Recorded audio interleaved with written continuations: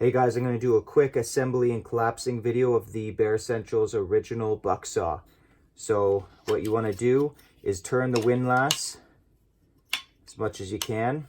Take out the middle cross beam. Now the handles, you want to keep them upside down.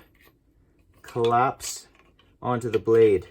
You keep them upside down so you don't pinch your hand with the blade. You take the windlass and slide it into the leathers. The leathers will be really tight at first. You have to wear them in, just like a shoe. They're tight at first so that the blade stays in the saw. Simply remove that windlass.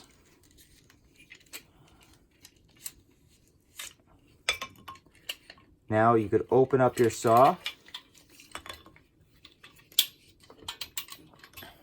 Now you could stick the crossbeam into here. Once the crossbeam is in, you want to twist the windlass. Just keep twisting until you get a really good tension on there. You don't want to over tighten it. You'll know that it's tight enough when you could almost barely twist it, and then you want to grab each handle. Just make sure it's sturdy enough to cut. The blade shouldn't bend too much.